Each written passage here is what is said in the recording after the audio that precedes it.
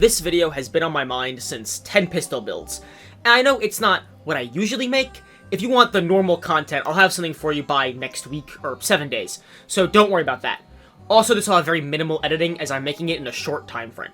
Starbreeze has never treated Payday too well, and I think I really want to talk about the general neglect and milking the game has had over the last few years. Let's start with the most important part. The game barely functions. Server instability and crashes are common. For a quick example, some of the maps in this game are so poorly optimized that if you play on high texture settings, the game will crash due to running out of memory.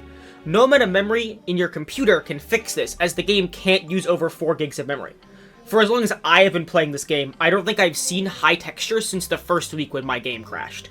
Most maps that are crashing are extremely new, and they tend to be the paid DLC content maps. I'll run a few other examples just because they're fun. Swapping weapons at the same time as you shoot sometimes crashes the game. Client-player gun audio will desync, and this causes your entire game to freeze, needing you to either task manage or kill the game, or restart your computer. This hard crash has existed in the game since 2023. The only way to fix it is to never let Akimbo players in your lobby, or just download a mod to fix it. And those are just the examples that I can give you off of the top of my head simply. There are tons more. You'll get hit with access violations and privileged instructions all the time. Those are far harder to read and understand the crash logs for most people. Payday 2 is an extremely old game, so it's understandable it has many crashes and many errors, but it's just unacceptable the amount and how long they've been in the game, especially because a lot of it is for paid content. Epic Online servers is one of the single worst choices Starbreeze has ever made. Update 237 almost killed the entire game. On launch, the servers didn't work, meaning you couldn't play with other people. Even Almir Listo couldn't load into lobbies, and it was hilarious. To be fair to the developers, they did have an extremely tight deadline to back-end the entire game servers to function on Epic Games. But wait, isn't Payday 2 peer-to-peer? Well, yes, however, that's only when you load into the lobby. Epic Games currently are the way you connect to other players. If Epic servers are down, you can't connect to players and you can't play the game online. While they did iron out a good chunk of the issues, the foundation still has 30 sticks of dynamite strapped to it. The simplest place to start is just getting in a lobby. Failing to join a game is pretty common. Sometimes you will load into the game and just fail to join every lobby you would want to play in and just go play something else. Let's say you actually get into a lobby. Welcome to desync hell. Sometimes a player will say they left when in reality they just aren't synced with another player. If you are fully synced, that's how sometimes you get the 4-player ready but the game doesn't start. This makes players have to leave and rejoin until the game actually allows for them to play the video game. Sometimes it's so bad you need to remake the lobby. In the worst cases, you have to restart the entire game. Well, they back-ended the entire server system for Epic Games, so surely they actually care about the player base on the platform. Not really. Epic Games players are marked as cheaters for using the content they owned, which if you don't know, the cheater tag is basically just anti-piracy. Or it detects players who are extremely desynced, causing weird errors. Most cheats the cheater tag would block have built-in ways to just go around it. That's how you see people place 30 ECMs on the same map, because they don't care and their cheats just go around Starbreeze's cheater tag. It's worthless. But don't worry, if you play on the Steam version of the game, you will also get marked as a cheater for content you own. If you buy Starbreeze's legendary skins that have a custom attachment, which some of these go up in the $20 price range, because Jesus Christ, you will also get marked as a cheater for something you buy, and they have not fixed this. There is a mod to fix that one as well, kind of. Let's move on to modding the game and specifically cheats. In most cases, I personally do not care if someone is cheating, as I just won't join their game, and if they join my game, I'll kick them. But that doesn't account for mods that are specifically made for malicious use cases. Crashers are common, at least in the highest difficulty lobbies. There is zero reason you would ever actually need a crasher. All uses of a crasher are solved by either leaving the game, kicking somebody, or growing up a little bit. It was only made to ruin other people's experiences. If some people are having issues with you, they can just crash you. Of course, most people won't, as they are normal, but a chunk of people just love to use crashers. The funniest thing I have ever seen in this game was someone trying to crash a player, and their crasher did not work, leading to the other player to call them a pussy, and use their much stronger crasher to nuke them from orbit. You could just kick them as they join if you notice the mod in the mod list. However, mod hiders are super common. I won't say mod hiders are all bad, but they are generally used to hide bad mods that they could use. These more general crashers, you really can't expect Starbreeze to spend their time to really iron out. It would be wonderful if they did, but it's really hard to get rid of them, as they'll just make a new crasher, and one guy being an asshole with a mod is kind of avoidable. You can just not be in the same lobby as them most of the time. There are also mods that block crashing from these crashers that people make all the time. So, it's not the biggest deal Starbreeze has to fix. However, there is a specific crashing tool that is truly dreadful. Someone found a way to crash players who enter the crimenet menu. If you have been in the Payday space for the last week or so, people constantly talk about crashing when they open crimenet. That's someone just crashing the game. If a singular person felt like it, they could crash multiplayer for as long as they want. If one person can bring your games online to its knees, there is a problem that genuinely needs to be addressed. There are a few mods that attempt to fix this specific issue, so you can just download those. Okay, but there's also spoofing. Generally, spoofing is harmless to a minor annoyance. Someone changing their name to something silly, someone hiding what weapon they're using because they want to be annoying. At worst, it's just someone changing their skill points to make it look like they're not cheating when they are, and then you can easily figure out if they are. The only really notable kind is spoofing as another player in a lobby. This is a more new issue, which there's a mod to fix, of course. This lets you be unkickable from lobbies. The people who are generally going to be using this kind of mod to be unkickable from lobbies are going to be doing other weird, annoying shit, such as, I know Kev recently was streaming and he got hit by a guy joining his game and spawning 400 minigun dozers, so his game crashed. You really can't escape these issues. People suck.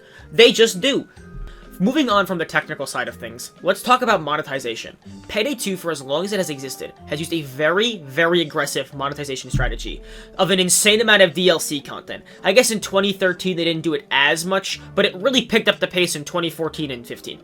So there's like $200 worth of DLC content in this game right now. Keep in mind the game barely turns on, so you can pay $200 to just open crimenet and crash instantly. Don't worry though, as on the 22nd of September, you can pay for the Payday subscription. All of the previously mentioned technical problems have not been solved or even really mentioned for years, but they still find time to sell you the same things in newer ways. The deal isn't that bad. It only got so much flack because it's A, a new monetization method for a 12-year-old game, B, a subscription model, C, the current state of the game is terrible, and D, the price hike of the Infamous collection, which is supposedly an error. Whether or not you believe this was a mistake doesn't matter, is it still the worst optics of all time. It's not even like it's an amazing deal though. You can just buy Legacy for $20 and get most of the game's good content. It's only really worth buying if you want to try post-Legacy DLC, and most of that is lower quality. The maps can be hosted by the other players, so you can just try them, and the good ones often are hosted. Most of the weapons have Legacy alternatives, but weapons still are the best reason to test these DLC. The last thing they sell is cosmetic, and you can just look at that in the game menu, so there's no real reason to want to test that. They also lost a ton of Legacy content, much of which is the no DLC player options. Notable lost content includes the Union, the best no DLC AR, the Ice Pick, the best concealed damage melee in the game, and free, the Electric Brass Knuckles, the best free melee stun choice, the Platypus was the only free sniper in the game. Well, what about the North Star, I hear you saying? You need a sniper to unlock the North Star, so the only time a free player can unlock this is during the event when the Flintlock Freddy is usable. So for 1 week in a year, players can unlock the only free sniper in the game. Free players also can't host chunk of maps. The Desert Fox is the best high concealment 500 damage sniper. Lastly, throwing knives is the best non-explosive throwable in the game. Those are the notable things that we lost access to. However, a lot of those greatly hurt free players, which I guess is a great reason to buy their DLC model, but Starbreeze has also not spent the time to just make alternatives. Some of the weapons can just be stat changed. You need to make like one new sniper, and that's it. You make one new sniper, do a few stat changes, and boom, you have alternative options that you can actually use. I won't blame Starbreeze for losing licensed content, even though I think we shouldn't be putting it in the game to begin with. But I will blame them for is not spending the little time it takes to genuinely just go stat change a few weapons. Even when Starbreeze takes the time to update the game, it's not very good or well done. Update 240.3 and onwards were more harm than good generally. It's impossible to say what exactly all these updates did due to Starbreeze not being able to write real patch notes. The majority of these updates changes were undocumented, and as it has been almost 3 years, holy hell, it's hard to remember all of the changes. The patch notes not saying anything was extra harmful because it became a game of trying to figure out if something actually did change or not, leading to general mass confusion. I would love to talk about a few of the nonsensical changes I think are most interesting to talk about. They changed how damage over time stun works. This kills gas grenades.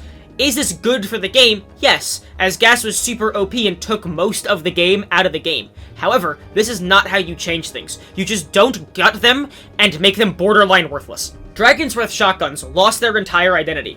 The removal of Fire DOT crit, with the addition of a headshot multiplier, which doesn't apply card 2 because they forgot, turns DB into pellet-based AP with the ability to stun things and some mediocre damage over time.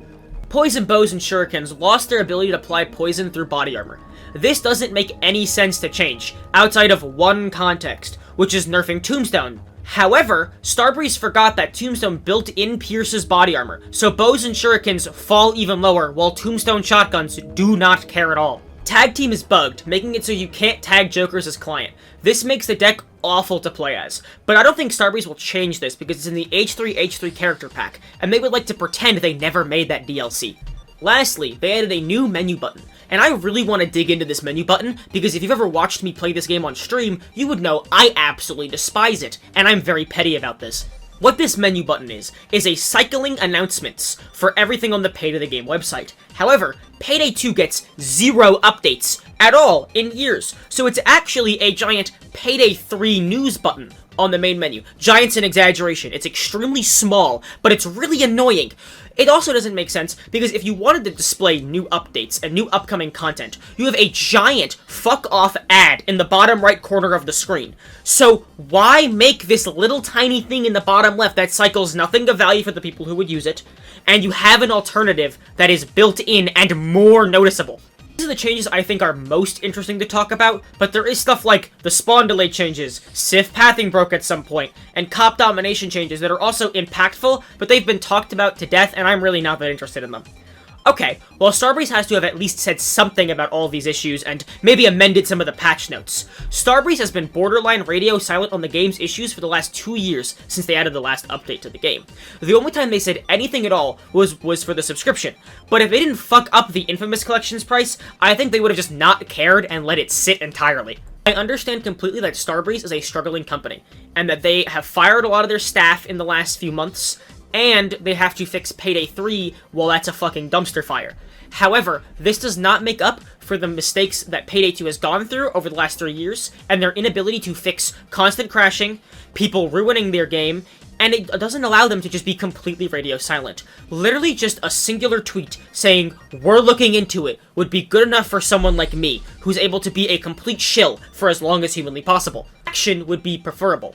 Overall, Starbreeze has been completely silent, milking the game for years, and ignoring the problems within the game itself.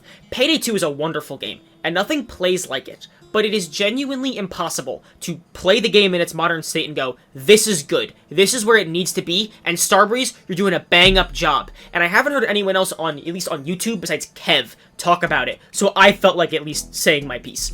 Thank you so much for watching. Thanks Not Your Average Stalin for helping me write the video. He's my co-author on everything. And an actual video will come out in 7 days that's more in line with the rest of the shit I put out. Thank you for your patience. I'm sorry if I sounded mad in this video. It's because I kind of am. And you'll get my more excited attitude in the next video.